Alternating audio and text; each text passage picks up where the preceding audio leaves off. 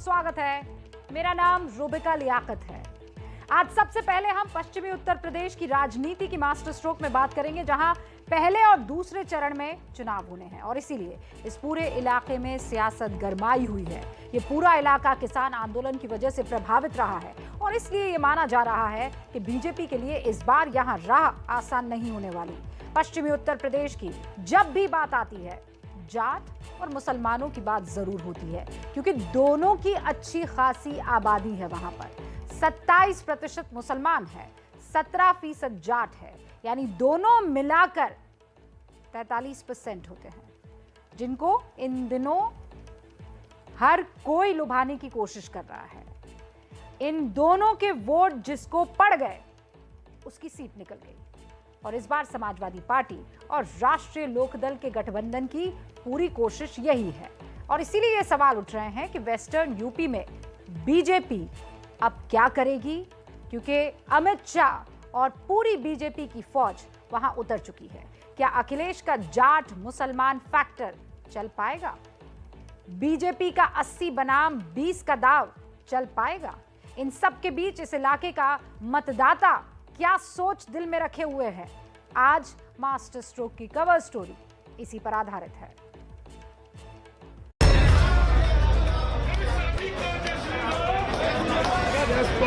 संपूज्यते क्रतुगते प्रणतै क्रियाभेदं सर्वकर्मफलदं निजसेवकानां श्रीमद्विहारिणा। मुख्यमंत्री बनने का चुनाव मत समझिए, उत्तर प्रदेश का चुनाव आने वाले देश में भाग्य का, भारत के भाग्य का निर्णय करने वाला चुनाव। भारत माता की जय, भारत माता की जय, वंदे मातरम, वंदे मातरम, वंदे मातरम, भारत माता की जय।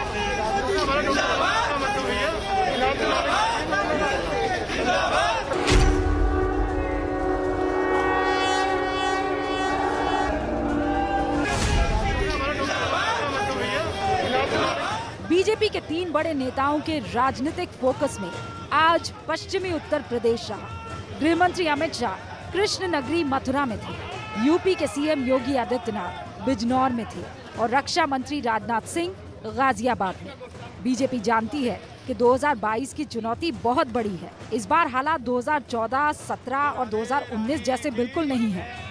ये वो दौर था जब पूरे पश्चिमी उत्तर प्रदेश में बीजेपी ने एक छत्र वोट हासिल किए थे। इसीलिए बीजेपी के बड़े नेता दनादन पश्चिमी उत्तर प्रदेश का आज की तारीख में दौरा कर रहे हैं।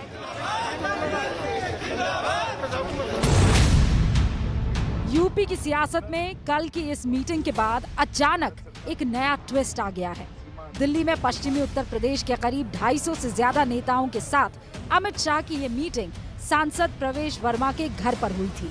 इसके बाद खुलेआम जयंत चौधरी को लुभाने की कोशिश की गई। ये तक कहा गया कि चुनावों के बाद भी वो आ गए तो रास्ते खुले हैं। जयंत चौधरी को लेकर कहीं ना कहीं आपको लगता है कि समाज के लोग हैं, लेकिन फिर भी वो दूसरी धारा में चले गए? सभी समाज के लोगों का ये मानना है कि वो जो उन्होंने रास्ता चुना, गलत रास्ता चुना और अब तो इलेक्शन वो लड़ रहे हैं, आगे देखेंगे क्या संभावनाएं हैं। उस संदर्भ में सहानुभूति पूर्वक माननीय अमित भाई शाह जी ने कहा कि हम चौधरी चरण सिंह जी का सम्मान करते हैं, हम उनके विरासत अगर हमारे साथ मिलकर के चलना चाहती तो हमारे दरवाजे खुले थे, भविष्य में भी कभी वो आना चाहेंगे तो हम उस पर बातचीत करने के लिए तैयार हैं। जयंत चौधरी ने कल ही बीजेपी के इस ऑफर को ठुकरा दिया था, लेकिन आज वो बीजेपी पर और ज्यादा आक्रामक हो गए और एक चुनावी सभा में ये कह दिया कि वो चवन्नी नहीं है जो पलट जाए। कल रात से खबर चलाई जा रही है कि बहुत बड़ी बैठक हुई दिल्ली में। ये लोग कहां गए थे जब लखीमपुर में किसानों को कुचला गया, रौंदा गया और आज भी वे लोग मंत्री बने बैठे हैं। ये लोग कहां थे जो आज आपसे उम्मीद कर रहे हैं, मुझसे उम्मीद कर रहे हैं?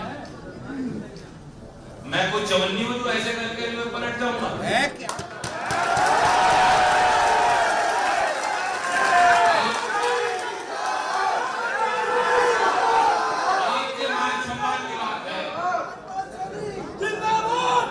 ये फैसले मैं अकेले नहीं लेता, बंद कमरे में नहीं लेता, बहुत सोच विचार करके हमने फैसला लिया। राष्ट्रीय लोकदल पर कल तक बीजेपी के छोटे नेता डोरे डाल रहे थे।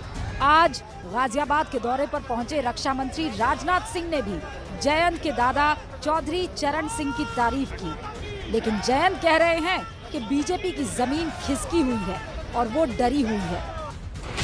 इंटर कॉलेज में पढ़ने के लिए 3-4 किलोमीटर हाथ में अपना बस्ता झोला लिए हुए मैं पैदल चला जाता था। उस समय मैंने चौधरी चरण सिंह का नाम सुना था। और जब वो गांव गरीब किसानों की बात करते थे तो मेरे मन में उनके प्रति आस्था पैदा होती। पर आपको न्योता देना, ये आप क्या समझते हैं? ये उनको डर सता रहा है। पश्चिमी उत्तर प्रदेश में जो उनकी जमीन खिसक रही है उसे संभालने की कोशिश है और कुछ नहीं। जयंत चौधरी ये दावा कर रहे हैं कि बीजेपी की जमीन खिसकी हुई है, लेकिन सच्चाई क्या है? एबीपी न्यूज के रिपोर्टर की टीम पश्चिमी यूपी में मौजूद है। मैं और मेरे बाकी सहयोगी पश्चिमी यूपी के हर जिले और विधानसभा का दौरा कर रहे हैं, और एक बात जो खुलकर समझ में आ रही है वो ये कि बीजेपी के लिए चुनाव उतना आसान नहीं है। देखिए, वेस्टर्न यूपी में बीजेपी की हालत खराब क्यों बताई जा रही है, ये समझने से पहले आपको ये देखना जरूरी है कि पिछले कुछ चुनावों में कैसे वेस्टर्न यूपी ने बीजेपी की सियासी किस्मत बदली है। वेस्टर्न यूपी का आशीर्वाद बीजेपी पर हमेशा से रहा है। कुछ चुनावों को देख लीजिए। सबसे पहले लोकसभा का हाल। पश्चिमी उत्तर प्रदेश में लोकसभा की 27 सीटें हैं। 2014 में बीजेपी ने 27 में से 24 सीटें जीती।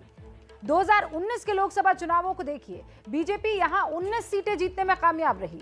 2017 के विधानसभा चुनावों में बीजेपी को सत्ता दिलाने में पश्चिमी उत्तर प्रदेश की मुख्य भूमिका थी, क्योंकि यहां विधानसभा की 136 में से 109 सीटें बीजेपी ने जीती थी। लेकिन इस बार बीजेपी के लिए इसलिए रास्ता कठिन है क्योंकि कहा जा रहा है किसान उनसे नाराज है। एबीपी न्यूज और सी वोटर के सर्वे में भी बीजेपी को पश्चिमी यूपी में पिछली बार के मुकाबले नुकसान होता हुआ दिखाई दे रहा है।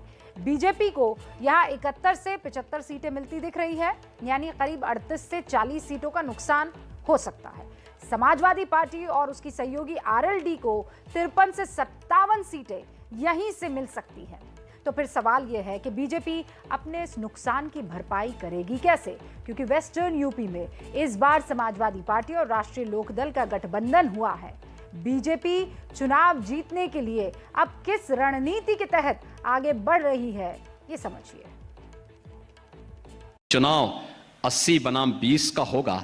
80% समर्थन एक तरफ होगा, 20% दूसरी तरफ होगा, और मुझे लगता 80% सकारात्मक ऊर्जा के साथ आगे बढ़ेंगे। 20% हमेशा विरोध किए हैं, विरोध करेंगे, लेकिन सत्ता बीजेपी की आएगी। बीजेपी फिर सबका साथ, सबके विकास के अभियान को आगे बढ़ाने का कार्य करेगी। उत्तर प्रदेश के मुख्यमंत्री योगी आदित्यनाथ का ये करीब 20 दिन पहले का बयान बहुत सोच समझ कर दिया गया था, लेकिन इस बयान पर ये सवाल उठे कि जब योगी आदित्यनाथ चुनावों को 80 बनाम 20 का बताते हैं तो उनका मतलब क्या है? क्या वो 80% हिंदू बनाम 20% मुसलमानों की बात कर रहे हैं? इस बयान पर विवाद हुआ तो योगी आदित्यनाथ की तरफ से इस पर सफाई भी आई।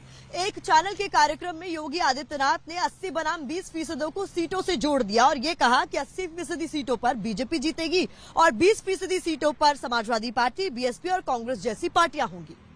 राजनीति संकेतों की भाषा में भी होती है और योगी आदित्यनाथ यही कर रहे हैं। इसीलिए सवाल ये है कि योगी आदित्यनाथ को 80-20 के फॉर्मूले की बात करनी क्यों पड़ी? उनकी छवि विकासवादी नजरिए वाले नेता की है, तो फिर क्या वाकई बीजेपी को सांप्रदायिक ध्रुवीकरण की जरूरत है? ये समझने के लिए जरा यूपी में मुसलमानों की राजनीतिक ताकत देखना जरूरी है। उत्तर प्रदेश में करीब 20% आबादी मुसलमानों की है। 143 सीटें ऐसी हैं जहां मुस्लिम वोटर्स का प्रभाव है। 107 सीटों पर मुस्लिम मतदाता जीत हार तय करते हैं। 70 सीटों पर मुस्लिम आबादी 20 से 30% है।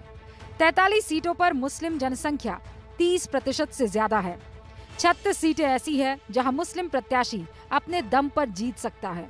पश्चिमी उत्तर प्रदेश में 9 सीटें ऐसी है जहां मुस्लिम प्रत्याशी आसानी से जीत सकता है। सबसे ज्यादा मुस्लिम आबादी वाली सीट रामपुर है, जहां 50% से ज्यादा मुसलमान हैं।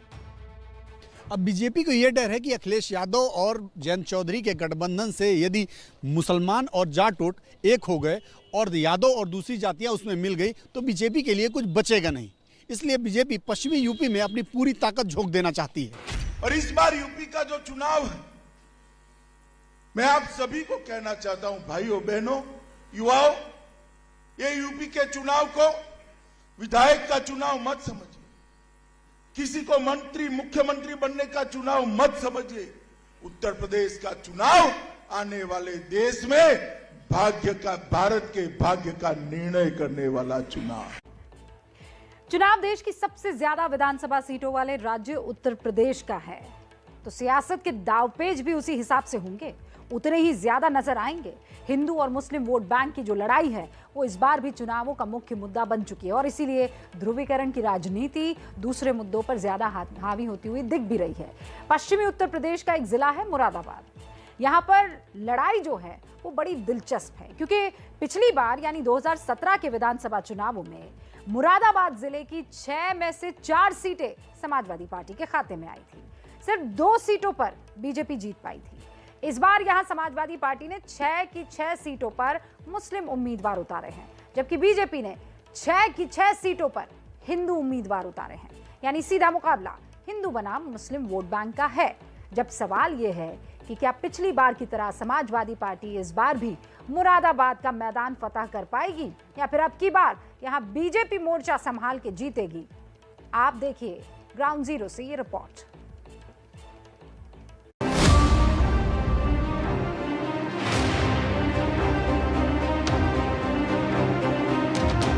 जो अच्छे लोग हैं उन्हें चुना जाए, जो अच्छी पार्टियां हैं उन्हें चुना जाए। मुरादाबाद की जो आवाम है वो हमेशा मुद्दों पे ही लड़ती है। जाति बिरादरी पर ना जाकर लोगों की समस्याओं पर जाना चाहिए। मेरा कहना यह है कि सरकार किसी की भी हो मुद्दों का हल करे।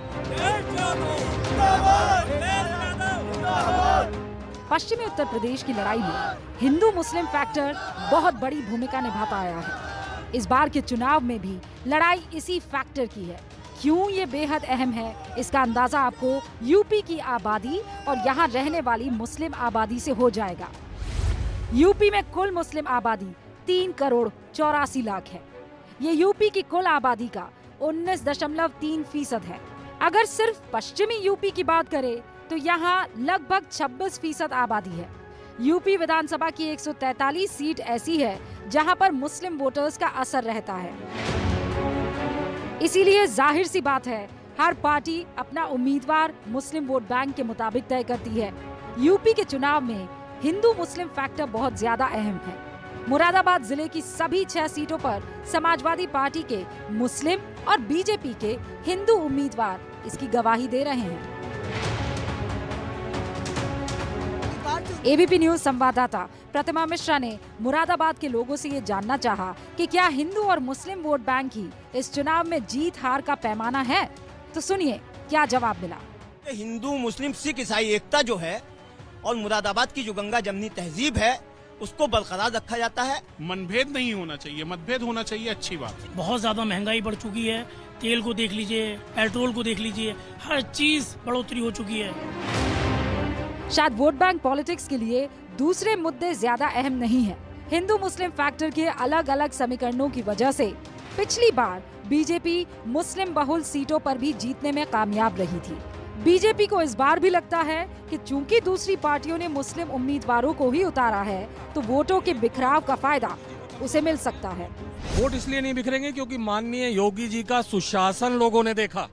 जिन्होंने गलती करके पिछले इलेक्शन में जिन्होंने गलतियां करी, गलती करके ये पाया। अब इस क्षेत्र में अगर आप देखें विधायक समाजवादी पार्टी का है, एक एक जो जन है वो त्रस्त है। मुस्लिम वोटों में बिखराव क्यों बीजेपी के लिए फायदेमंद है, इसका पता आपको मुरादाबाद की जनसंख्या से लग जाएगा।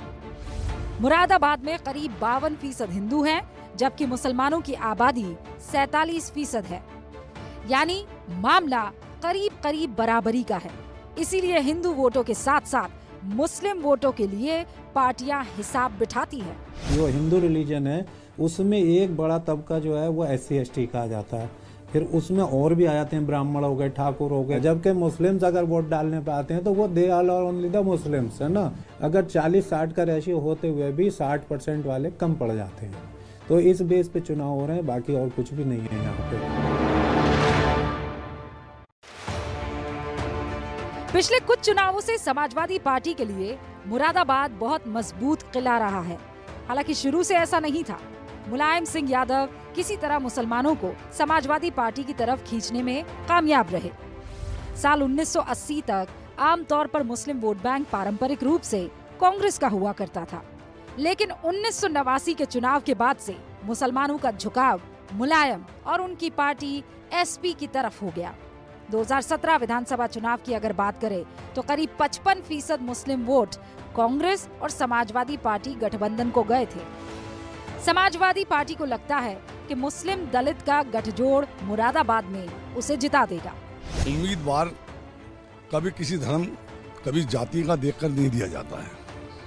हमेशा हर पार्टी ये चाहती है कि मेरा कैंडिडेट जिताऊ होना चाहिए। हमारे साथ जनता है और ये जो लोग कहते हैं चुनाव जनता देती है और जनता ही बनाती है, जनता ही बिगाड़ती है। दरअसल इस बार चुनाव में समाजवादी पार्टी मुसलमानों के बीच ये संदेश देने की कोशिश कर रही है कि बीजेपी को सिर्फ वही टक्कर दे सकती है, लिहाजा मुसलमान सिर्फ उसे ही वोट दे। लेकिन ओवरऑल अगर यूपी में मुसलमानों की राजनीति देखें तो ये उतनी मजबूत नजर नहीं आती।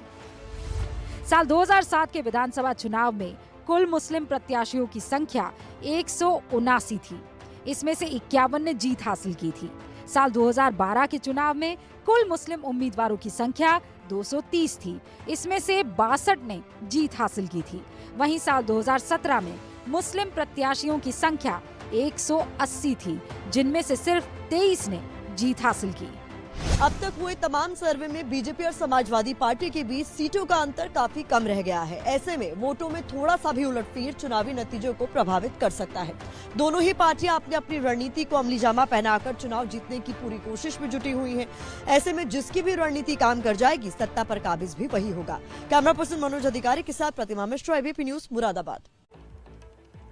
और अब आगे बढ़ते हैं, बात पंजाब चुनाव की करते हैं, क्योंकि चुनाव वहां भी होने हैं।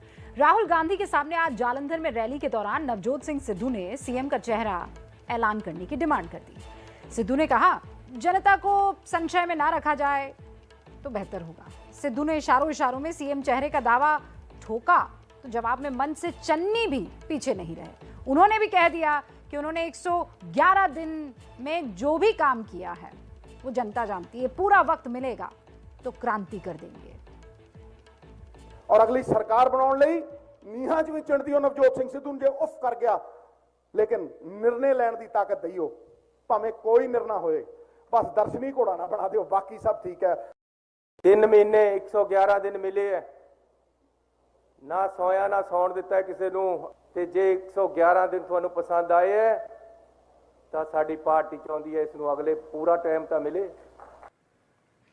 तो सिद्धू और चन्नी की डिमांड सुनकर राहुल गांधी ने कहा कि जल्दी ही वो मुख्यमंत्री के चेहरे का ऐलान कर देंगे। यानी सिद्धू के लिए पहली बाधा तो फिलहाल चन्नी ही है, लेकिन उनके सामने एक और बड़ी चुनौती है और वो है बिक्रम सिंह मजीठिया के रूप में, क्योंकि मजीठिया अमृतसर पूर्व की सीट पर सिद्धू के सामने अब ताल ठोकेंगे। जाहिर है पंजाब की सियासत में सिद्धू बनाम मजीठिया की ये जो जंग है वो चल तो लंबे वक्त से रही है, लेकिन पहली बार ऐसा होगा कि वो मैदान में जनता के कटघरे में आमने सामने होंगे।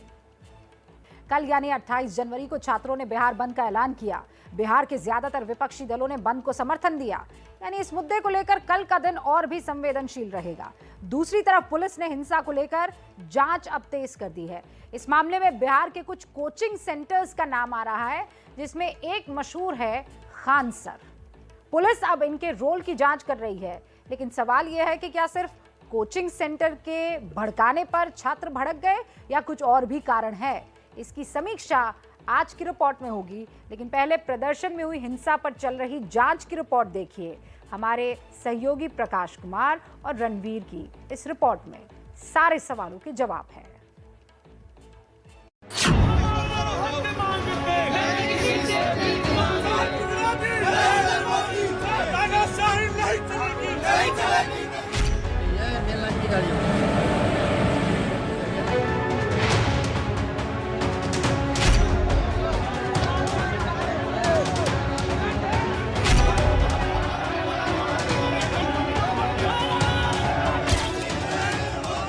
यूपी और बिहार के छात्रों के गुस्से की आंच अब देश के दूसरे शहरों में भी पहुंच चुकी है। हालांकि आग थोड़ी ठंडी जरूर हुई है, लेकिन तस्वीरें इस बात की गवाह है कि अभी बुझी नहीं है। मामला स्टूडेंट्स जैसे बड़े वोट बैंक का है, इसीलिए राजनीति की भी फुल एंट्री हो चुकी है।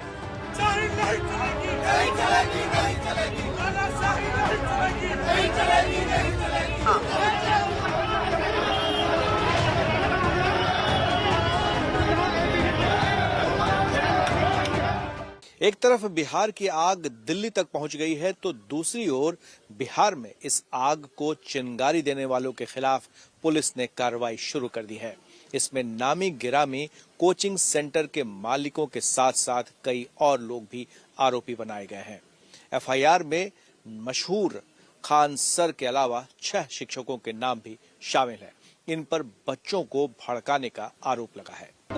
मशहूर कोचिंग संचालक खान सर पर शिकंजा कसा है। एक वीडियो से कसा है ये शिकंजा। इसे पुलिस छात्रों को भड़काने वाला हथकंडा मान रही है। इसके बाद भी नहीं मानेंगे लोग तो ये है फिजिकल प्रोटेस्ट। रेलवे बंद होगा। आप सब लोग को ट्विटर पे 18 तारीख से तो आज से ट्वीट करते रहना है। ट्वीट में कमी नहीं करते रहना है यहाँ पे। और 1 वीक टोटल 1 वीक ट्वीट करना है। इतना याद रखिएगा, मंत्री जी जो हैं अश्विनी वैष्णव सर ये फेवर में है, लेकिन जब तक ट्वीट नहीं करेंगे इनका कोई असर नहीं पड़ने वाला। इतना याद रखिएगा। पुलिस का कहना है कि ऐसे वीडियो सबूत और हिंसक प्रदर्शन कर रहे पकड़े गए छात्रों के बयान के आधार पर उन्होंने कोचिंग संचालकों के खिलाफ मुकदमा दर्ज किया है। पुलिस के मुताबिक पकड़े गए छात्रों ने बताया कि उन्हें कोचिंग संस्थानों के संचालकों ने प्रदर्शन के लिए भेजा था, जिसमें पहला नाम खान सर का है। इसके अलावा छात्रों ने SK झा, नवीन, अमरनाथ, गगन प्रताप और गोपाल वर्मा का नाम लिया है। ये सभी बिहार में कोचिंग चलाने वाले मशहूर टीचर्स हैं।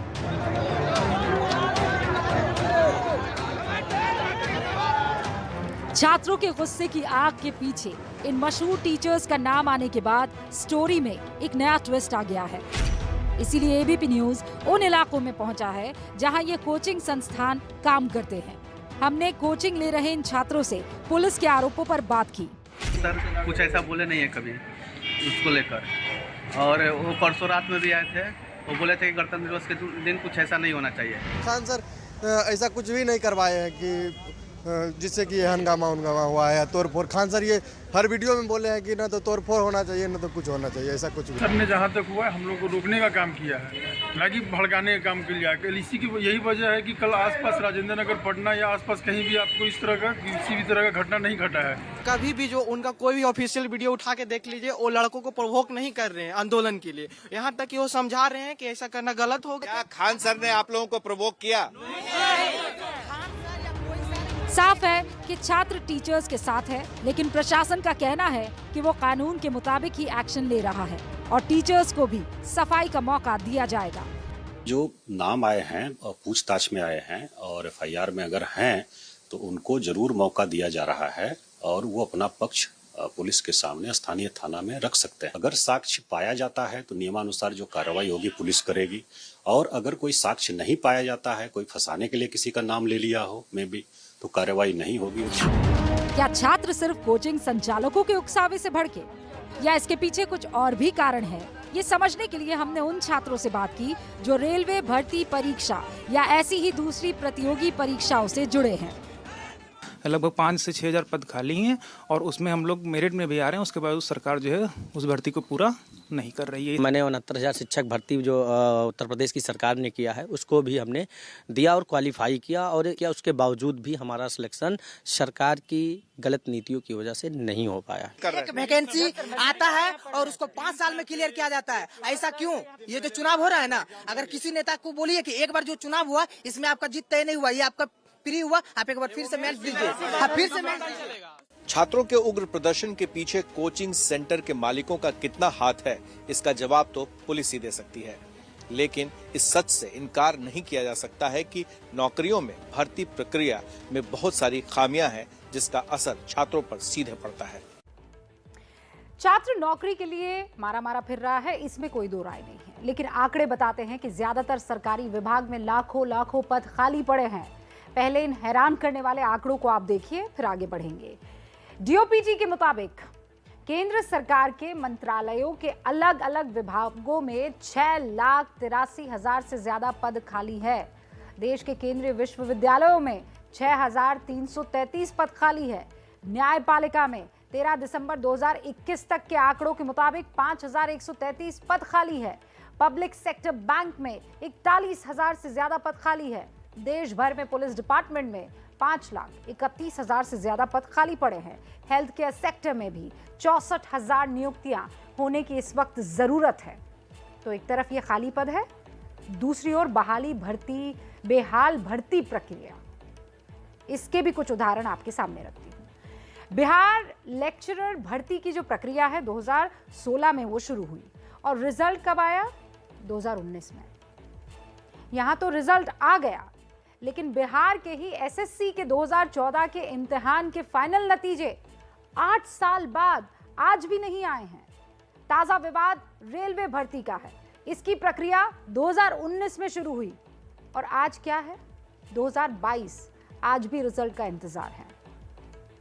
ये आंकड़े बताते हैं कि एक तरफ तो सरकारी दफ्तरों में लाखों पद जो है वो खाली पड़े हैं, दूसरी ओर युवा नौकरी के लिए भटक रहा है और जब किसी नौकरी के लिए भर्ती का ऐलान भी होता है तो साल दर साल भर्ती प्रक्रिया चलती रहती है।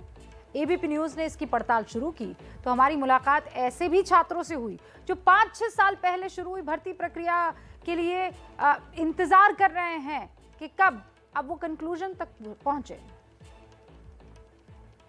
हम 2015 से बिल्कुल अपने पेपर दिए जा रहे हैं और हालांकि ऐसा है कि सारे पेपर हम क्रॉस भी कर रहे हैं, बट ये है कि एक भी भर्ती नहीं आ रही है। मैं 2015 से एग्ज़ाम दे रहा हूँ। 2015, 17, 18 सब दिए हैं। बहुत टाइम 3 साल 4 साल लग जा रहे हैं कि भर्ती क्लियर करने में। अभी तो 2016 का बैच था SI का, अभी पोस्टिंग अभी हुई 2022 में। तो फिर पेपर नहीं होता है, और पेपर हो भी जाए कैसे तो फिर रिजल्ट नहीं आता है, और रिजल्ट आ भी जाए तो फिर वो फिर टल जाता है, फिर दोबारा होगा, ऐसे होता रहता है। SI का देखिए 2000 की भर्ती 2016 की भर्ती थी।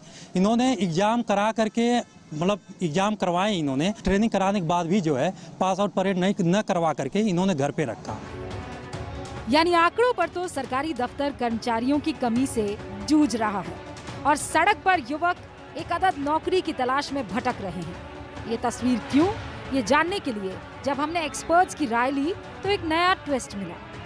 गवर्नमेंट ने फिर से एक बार रिव्यू लेना चाहिए कि जो पोस्ट की जरूरत ही नहीं है वो पोस्ट अबॉलिश करना देना चाहिए, लेकिन जो पोस्ट रखे हैं वो पोस्ट में एक भी दिन वो वैकेंट नहीं रहेगी, ऐसे तरह का उनको पॉलिसी डिसीजन लेना चाहिए और उस तरह से फिर आगे रिक्रूटमेंट करनी चाहिए।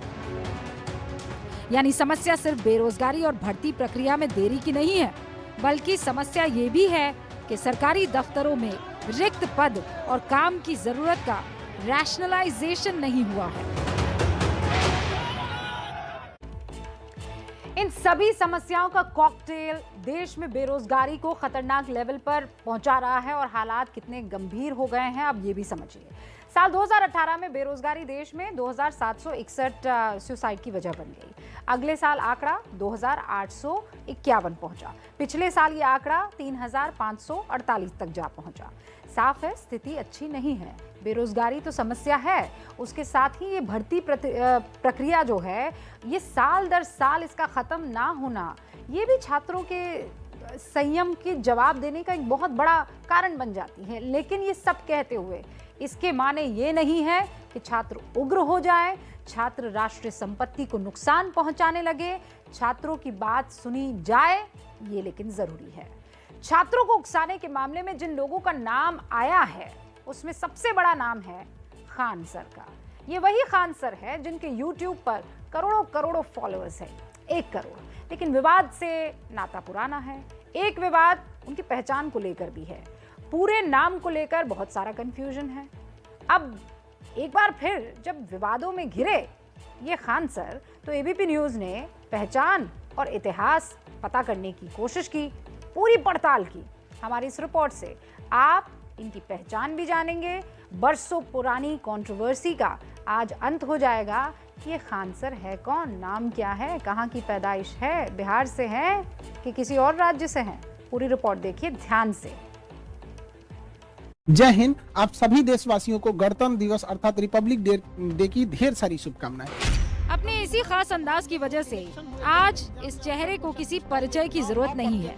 शोहरत का अंदाजा इस बात से लगाया जा सकता है कि YouTube पर इनके 1 करोड़ से ज्यादा चाहने वाले हैं। लेकिन इतनी शोहरत के बावजूद खान सर की पहचान एक मिस्ट्री है।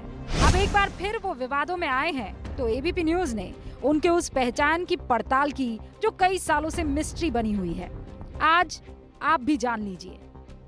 दुनिया जिन्हें खान सर कहती है उनका पूरा नाम है फैजल खान, पिता का नाम है वसीर अहमद खान और जन्म हुआ है देवरिया के भाटपार रानी में। यहीं शुरुआती पढ़ाई भी हुई। या नाम या फिर जो भी है, मनीष है, अमित है, रोहित है, जो भी इनका अलग अलग तरह का या नाम रख रहे हैं, ऐसा इनका नाम कुछ नहीं है। इनका नाम फैजल खान है। ये हम लोगों के साथ 4 साल 3 साल साथ में रहे हैं, पढ़े हैं, यहीं भाटपार रानी के मूल निवासी हैं। फैजल खान है। खान सर यानी फैजल खान 8वीं क्लास तक अपने गांव के स्कूल में पढ़े जहां उनके दादा टीचर थे। एबीपी न्यूज उस स्कूल में पहुंचा जहां खान सर की पढ़ाई हुई। बहुत तेज तो नहीं थे लेकिन अच्छे स्टूडेंट के रूप में थे, बहुत हंसमुख थे और कोई चीज़ जल्दी ग्रास्प कर लेते थे। एबीपी न्यूज ने फैजल खान के गांव में उनके बचपन के दोस्त से बात की तो उनसे जुड़े ताज़ा विवादों का भी जिक्र आया और ये सच भी है कि उनका भाई कई बार विवादों में आ चुका है। सबसे पहले एक विशेष समुदाय को पंक्चर बनाने वाला कहने पर वो विवादों में आए। इसके बाद पाकिस्तान में फ्रांस के राजदूत को लेकर उनका बयान विवादित हुआ। अब रेलवे भर्ती के छात्रों को उकसाने के मामले में भी नाम फैजल खान का आ चुका है। एबीपी न्यूज ने जब उनके गांव के दोस्तों से इन विवादों पर बात की तो वो भी इससे नाराज दिखे। ये मित्र हैं और ये यहीं भाटपार रानी के रहने वाले हैं। और फैजल खान के बारे में तो अभी सब पूरा देश ही जान रहा है। जो रोज नए बवाल फैजल खान करते जा रहे हैं। इसके पूर्व कई बार बेतुकाब तरह के बयानों में घिरे रहते हैं। इनसे उनको बचना चाहिए। जो भी है वो नहीं दे तो अच्छा है। और इसके पूर्व भी जैसे मुस्लिम पक्ष को लेके या फिर बेतुका बयान या पंचर वाला या फिर जो भी हो पाकिस्तान से रिलेटेड, इन सब से उनको बचना चाहिए, दूर रहना चाहिए। सोशल मीडिया पर उनके धर्म को लेकर भी एक मिस्ट्री थी। उनके कई नामों को तो लेकर चर्चा भी हो चुकी है, लेकिन एबीपी न्यूज ने आज बरसों पुरानी इस मिस्ट्री से पर्दा उठा दिया। तो इस बार हमारे संवाददाता प्रकाश कुमार बन गए प्रकाश सर, जिन्होंने ये जो खान सर हैं इनकी जो पहचान है असल में पर्दा उठा ही दिया उससे।